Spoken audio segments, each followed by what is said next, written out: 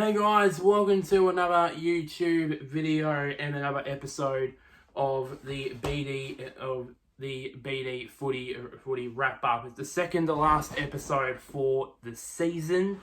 Obviously, as of tonight, obviously it's the beginning of grand final week, and we all know on a Monday night what that means.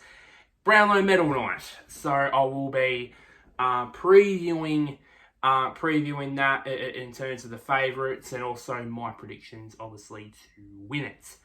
But before that, I'm going to be reviewing the two preliminary finals, epic preliminary finals that happened. That happened on Friday night. Obviously, the Friday night one, Collingwood and GWS, and then Saturday night, obviously, with Brisbane and Carlton. So let's get straight into it. So let's get into Collingwood and GWS first in front of a massive crowd. It was massive. It was in front of a massive crowd, and obviously, Collingwood opened the scoring, obviously, with kicking the first two goals of the game. Collingwood, Collingwood, kind of, you can say they definitely showed their superiority throughout the first quarter, and obviously keeping GWS to three behinds in the first quarter, but in credit to GWS, they kept it to they were lucky they only kept it to only 11 points, because at a quarter time, instead of like 5 goals or 6 goals at a quarter time, because Collingwood, they had it's absurd amount of the ball in their forward 50 in that first quarter. And so many times as GWS were prepared to pretty much go inside 50 and probably get into, Hogan or Riccardi and that, or even Toby Green, it would just get intercepted and then basically go the other way, and they would score, and they would potentially score themselves. So things were, for me, GWS, it was more half full than half empty, to be honest, in terms of their first quarter. Even though they were kept goalless in the first, but their margin of 11 points really did encourage them, really, and they really did prove that in the second term. They really did punish Collingwood for their lack of opportunities in the second term. I mean, they kicked 4 goals. They kicked 4 goals 1 in that second term. Second term, to just the 4 behinds from Collingwood, and it was not looking good for Collingwood. And for the first time, really, we saw the Magpie Army silenced, really, ironically, by the Orange Tsunami, obviously. But yeah, and then Collingwood, they really did get back. They got back into the game in the third quarter. There's no reason the third quarter is called the Premiership quarter for a reason, as we all know. They kicked 5 goals. They kicked 5 goals, 1 to 2 5 goal. They kicked 5 goals. They kicked 5 goals. 5 goals, 1 to 2. The 2 goals, I think 2 goals 5, I believe, from GWS. So GWS had their opportunities, but they didn't take them. Collingwood did, and it would go to a 4-point lead for Collingwood at 3-quarter time, and then it was just a massive slog throughout the last quarter, to be honest. But GWS made it interesting to make it a point with 7 minutes to go, and then there was no other score after that. Really, it was just basically two great defenses, just defensive teams, just going at it most of it,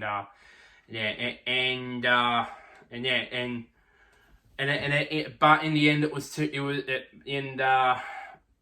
but in the end, Collingwood were too good,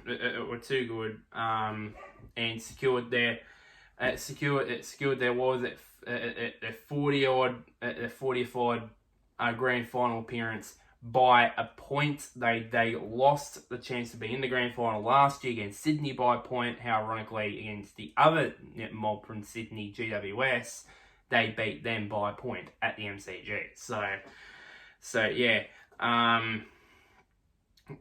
as I said, Collingwood got owned by a point, 10-8-58 to 10-58, I should say, to 8-9-57. So to the goal scorers out of that game, firstly for Collingwood, McStay it was the only multiple goal kicker with 2. With Crisp, Hill, Elliott, McCreary, Brody Mychek, and big American Mason Cox. Actually had his family there that night too. Did Coxie kicked the goal, and did he give Sam Taylor Sam Taylor what he thought about it, thought about the goal, to be honest. Which he always does that, this big Coxie. I won't be surprised if he does that on Saturday. To GWS, of course, Green, that's Toby, kicked 2 with Green, that being the other Green in. I'm always bad at remembering names. Then the other green coming, Riccardi, Brown, Lloyd, and Jesse Hogan all kicked a goal each. The best on ground for for Collingwood, and definitely BOG between the both teams. But the entire game was Jordan De Goey. I mean, he was just unstoppable. To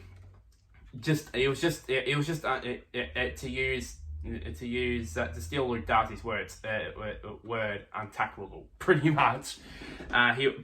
Nobody could tackle him, and even when he came off the ground, when we couldn't get back on the ground late in the game, I knew that basically that was from a minute left.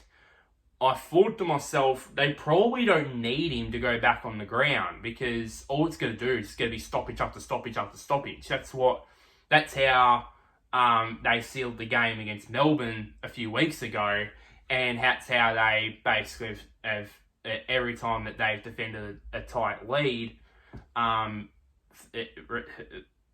this ridiculous 18 months for Collingwood, to be honest. They've always done that. Just go stoppage after stoppage and that. So that's why probably they didn't need him. And his reaction, one of the reactions from after the final siren was priceless, to be honest. So the rest of the Collingwood boys, Jack Crisp obviously had a good game as well. Pendlebury in his 30th final, could you believe that? He played well as well. Also Quaynor, he played well obviously as he's done all season. Nick Dacos, not bad return for him. Back to his usual best. Obviously, a game, just one game in from his leg injury, and also Mason Cox as well did his bit as well. The best of GWS were the 2 greens. They pretty much they were definitely the two best on ground for the in the game. Tom Green. That's the I had to look it up there. It's Tom Green. I just had to correct myself on that one. Sorry to any GWS fans. Sorry to Tom Green himself for butchering his name. It's not the first time I've done it, and probably not the last. So yeah. And then Sam Taylor, he did a good job. On my check and McStay and that. Held his own there. In the D50 for the Giants. So then Whitfield, Hogan, and Canelio as well. The leading disposal getters for the Pies, not surprisingly, Jordan Ngoe led in that with 34 touches. Nick Dacos with 28, Pendlebury with 25, and then Sidebottom and Tom Mitchell with 24 touches each. To GWS, Josh Kelly with 34 touches. Tom Green with 31, Whitfield with 26, Canelio with 25, and Lockie Ash with 22. One injury to report out of that game, and unfortunately it was from Collingwood, and even more unfortunately for Collingwood fans, it was Dan McStay. Suffered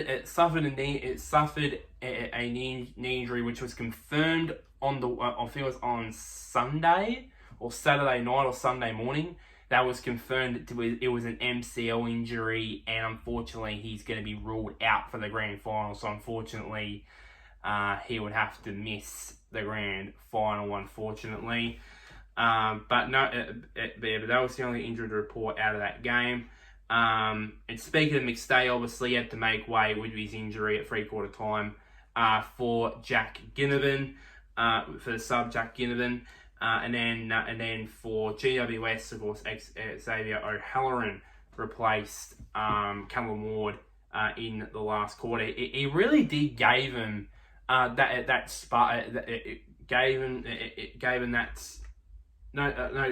freshness. Of course, as a sub, obviously the fresh legs, obviously. But unfortunately, it was too late, really, and Collingwood ended up winning the game. The game was played, can you believe it, in front of 97,665. My guesses were the 96,000 of them were Collingwood supporters. So yeah, and the siren, and when the final siren went, it was just the place went watching on TV was absolutely rocking.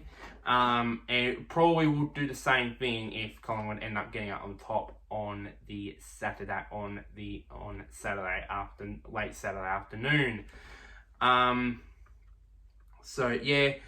Moving on to the question was after that, who would be now it was time to sort out an opponent. Who would Collingwood verse in the grand final of 2023 between Brisbane and Carlton? Of course, obviously Brisbane, of course, went into the game obviously unbeaten throughout the whole season. I think the last time and also won their last 13 straight home games at the GABBA as well. I think their last time they lost was round 23 last year when they got smashed by Melbourne last year. So they've been unbeaten. They have been unbeatable there ever since. But earlier on, it didn't look like that was going to continue when Carlton just absolutely burst out of the blocks with a 5-goal quarter without a Brisbane reply. And when Charlie Curnow kicked that fifth, I was like saying to myself, what the frick is going on here? What's going on? because I know Carlton came into this final obviously with this massive momentum. Obviously they've lost only once in the last 3-4 months. The only game they lost since was the GWS game, ironically in the last round. But other than that, they've just won everything since before and since. But that was until Saturday night. But I knew straight away that when I was watching it in the first quarter when they were still struggling, I sensed that two things I noticed. Number one, that Brisbane were very nervous, especially I remember in the first minute of the game, Jared Berry, as we all know, as probably everyone in the league knows, he's a very composed footballer. He got caught for running too far. And that was a massive moment earlier on in the game. Because obviously, a minute later, Carlton go the other way, Cottrell scores the first goal. So basically, that's another 2-goal turnaround. Basically, Brisbane could have scored one. Unfortunately, their player caught too far. A minute later, Carlton goes the other end, they score, and then it's the start of the so-called first quarter avalanche for the Carlton fans, and just I remember during that. I remember watching the game. They showed that there was some footage there at the live side at Princes Park, and when the fifth goal went through, they were just going absolutely bananas, The Blue Baggers, supporters and fans and that. And members, they were just going ballistic as well. But the second thing I noticed, what I said while I was watching the game, watching the first quarter, was I kept on saying in my head, all that Brisbane need was a goal to steady themselves. And ironically, they got that late on from Eric Hipwood to basically stem the bleeding in a way. And then afterwards, it was just basically all Brisbane. They kicked 5 goals to 1. They kicked 5 goals to 1 in the second turn to basically put them in front for the first time in the game, and the only time in the game because they didn't relinquish the lead since. So yeah, and then obviously. And then the third quarter, that pretty much broke Carlton's back, pretty much. Kicking free to only the 4 behinds for Carlton. They only kicked basically 1 goal between the second and third between the middle 2 quarters. They only kicked 1 goal in comparison to Brisbane. I think it was, let me get the accurate. It was 1 goal 6. Carlton in the middle 2 quarters to Brisbane 8 goals 7. Absolutely telling statistic right there. And then obviously Carlton kicked won the quarter obviously in the last quarter with kicking 3 goals to 2 in the last quarter, mostly consolation goals pretty much, but the end of the day, Brisbane got home to win that match by 16 points, 13-79 to 9-9-63 to book a date with the Pies for a shot at the premiership on Saturday afternoon. So the goal scorers out of the game for Brisbane, Joe Danaher, Big O, Oscar McInerney, and Lincoln McCarthy all kicked 2 goals apiece. With Connor McKenna, Eric Hipwood, Ryan Lester even kicked the goal as well. Charlie Cameron. It was not. I wanted all game. You never knew how frustrated I was watching this game, especially with Charlie Cameron. When I was just about to, I wanted to sing Country Road. Every time he does it, he would just, every time, I was just about to, what the vocal was saying, Country Road. Every time I do that, he misses. Every single time. But luckily, he got one of them in. And I was just happy, happy with that also. And then also Archie as well also kicked 1 goal as well. Back on Lincoln McCarthy for a second. It was funny how Darcy Gardner, who was an inclusion for Jack Payne, obviously, I think it was Gardner's 3rd game for the year, only his 3rd game for the season. He could have kicked his kicked his first goal for what was it since 2019 or 2018 or something like that. It was about to go through, and then Lincoln McCarthy just does the old Matthew Lloyd trick and just marks it on the line, which is freaking funny. And I like the fact that Darcy Gardner sort of had a smile on his face and saw the lighter side to it. And I also like the fact that Lincoln McCarthy was just casually maybe in his mind he was like, oh, sorry Darcy, sorry mate, but I had to make sure of the goal. So yeah, that was funny on that front. For Carlton, of course, Patrick Cripps, Harry Mackay, and Martin all kicked 2 goals apiece, with Doherty, Curnow, and Cottrell kicking each kicking the 1 goal. For the best on ground, the best players for Brisbane, not surprisingly, was Keane Coleman. He was definitely BOG on this day. I think the one thing that sealed it for me was I think this was off a goal. I believe it was the centre half, in the centre, and so he got it out. So of course I think Brisbane, or Carlton got it out of the centre. And then basically the ball went to Keane Coleman, and he just roosted it about swear it went 60-70 metres.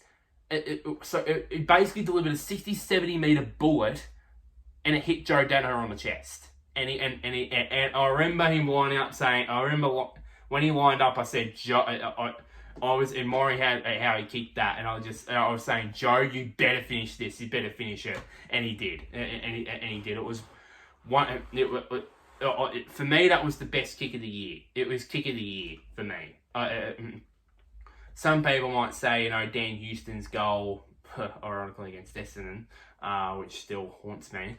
But that's the kick. That was the field kick of the year to me.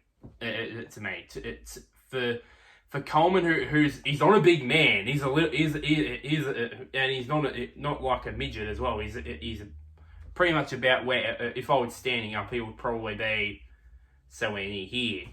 And to have a 60-70 metre kick on him, it's just, and to hit it accurately on a key forward's chest, that just went well done. That's what. There, and I hope that Dave performs hopefully like that in the grand final as well. The other players, of course, Josh Dunkley did a very good job on Patrick Cripps. Berry, despite his error with running too far in the first minute of the game, he went on to play a good game afterwards. Zorko and McKenna, Lachie Neale, and Oscar McInerney. Ironically, about Lachie Neale, it's going to be the first grand final he's ever going to actually play in, because remember when he used to play for Fremantle back in 2013, he was actually the sub. So first experience of playing out there on grand final day is Lachie Neale, but for Carlton, obviously Sam Walsh, he's probably been the best player for Carlton throughout this. He and Blake Acres probably have been their 2 best players throughout this throughout this dream finals run for Carlton. Mitch McGovern, then the key back pair of McGovern and Wiedering, Sam Doherty, Adam Sard and Nick Newman were the best for Carlton. Disposal getters on the ground for best disposal getters on the ground for Brisbane. Berry with 24, Neale and Dunkley with 23 touches each. Zorko with 22, and Keane Coleman with 21.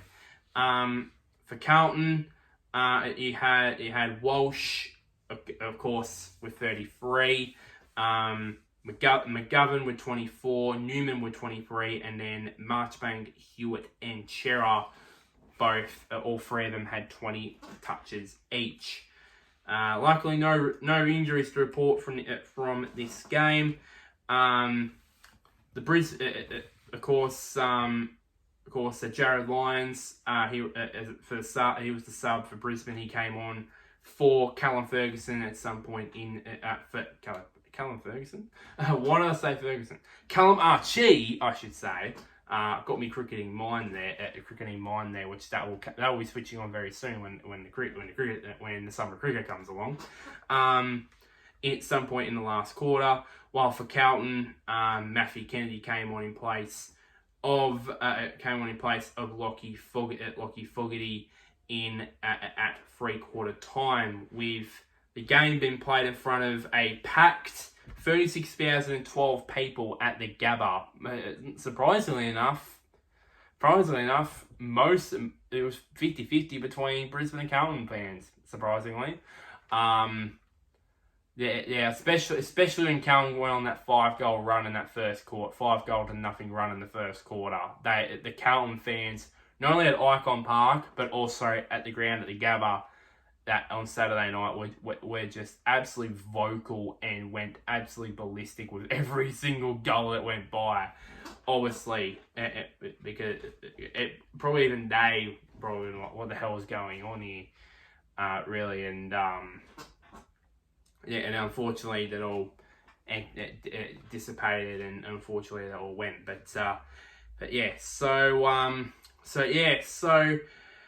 So Collingwood and Brisbane are going to play off in the 2023 AFL Grand Final next Saturday night and Saturday afternoon, which I will be doing a in-depth preview of that, a preview of the Grand Final, as well as after the Grand Final. Obviously, I will be doing a review of the game in full as well. One more order of business to tend to. Tonight is kind of Brownlow medal night. I don't know if you've heard of that. I think it's where some player gets a medal around their neck and it gets toasted and then afterwards gets their photo taken and that sort of stuff. Yeah, that event. And there's clear favourite, and there's clear favourites, obviously, throughout that. Obviously, with you got the likes of Christian, but you got obviously Nick Dacos. Obviously, he's been the clear favourite throughout most of the year. You got Butters, you got Bontempelli, Petrarca's been involved in it. Lockie Neal as well. Those type of guys, and I'm gonna do this very quickly. So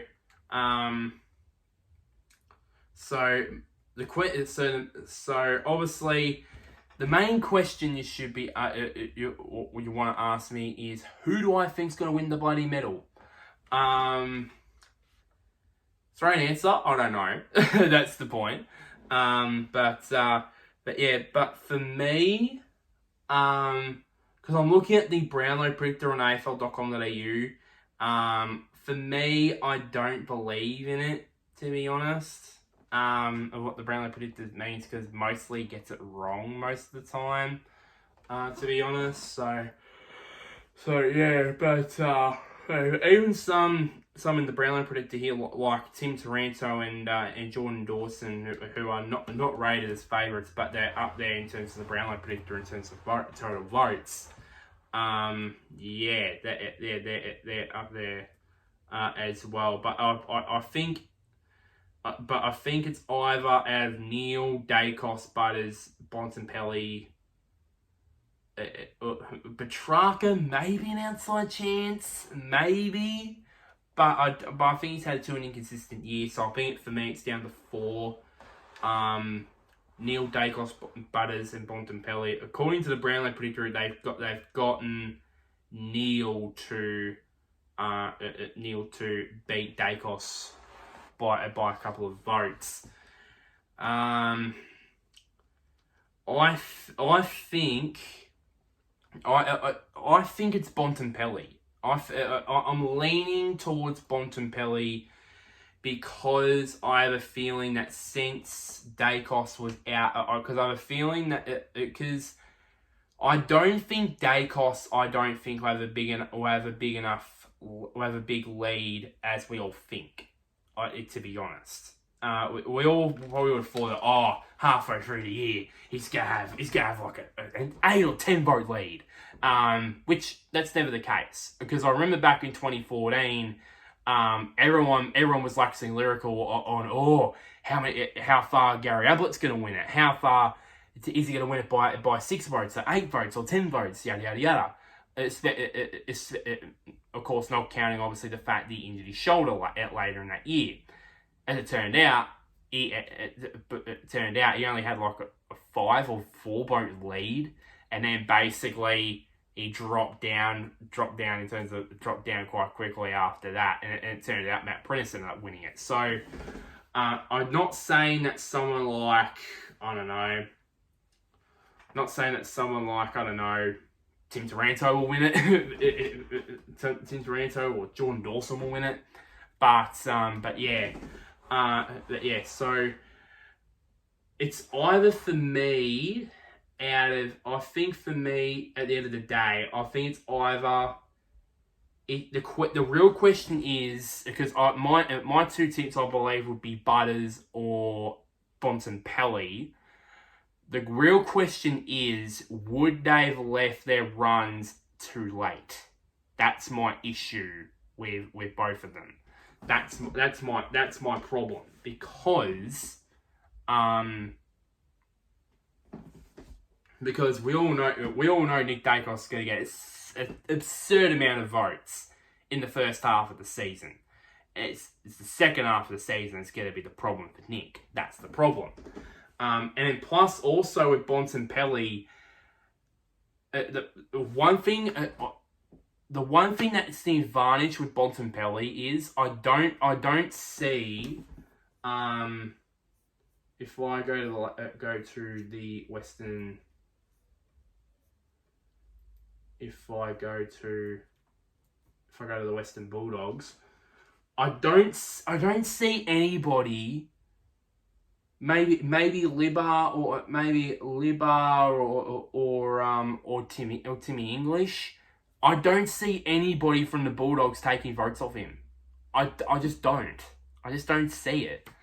Like for example, with Collingwood, you could have Josh and then Josh Dacos, and then you got Pendlebury and then Sidebottom or Mitchell or Degalia, those type of guys, maybe get votes off of Nick.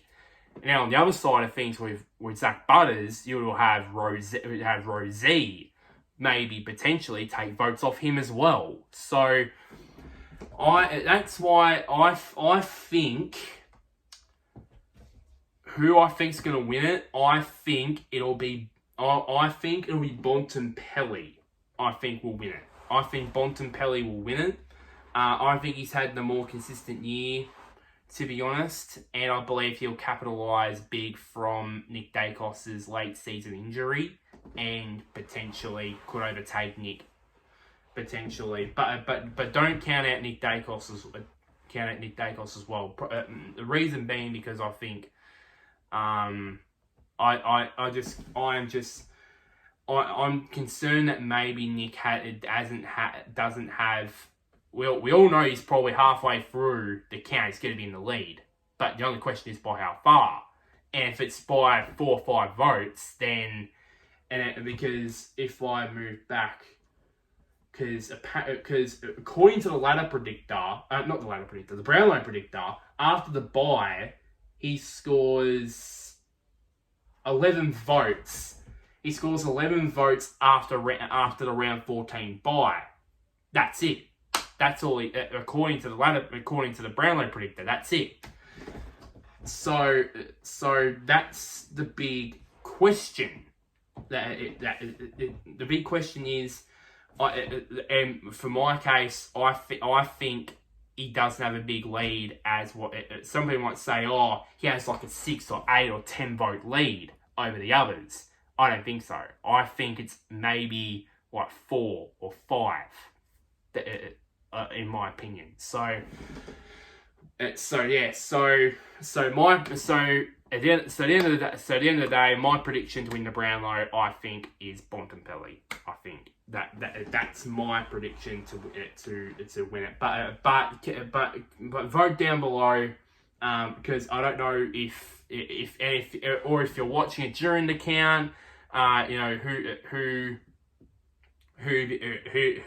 you have write in the comments down below, who you tipped to win it. That took longer to come out. If you're watching it after the count, did you get your prediction right? As well, or if you want to go more in depth, did you get right? How many votes that the player that you chose had. You may have chosen, Dacos with 33 votes, or Bontempelli with 31 votes. So I'd just love to hear your thoughts down below as well. So that is pretty much the end of this video. Second to last episode of the BD Footy Wrap Up for the season. For the initial part of the season. So one more to go, and that is recapping both grand finals. I've a big definition of both. I'll be for the first time I'll be reviewing both AFL and NRL. That I've made my decision. For the first time I'm gonna review both for the BD Footy. For the first time in the BD Footy Wrap Up this year, I'm going to review an AFL game and an NRL game. So make it that what you will. So like this video, share it to anybody who's a Brisbane fan or a Collingwood fan, and then obviously somewhere down there, click on the big red button which is labeled subscribe. Until next time, guys, I'll see you guys later, and wherever you may be, may the sun or the moon shine on you. One match left in 2023. Just goes by that quick, really, doesn't it?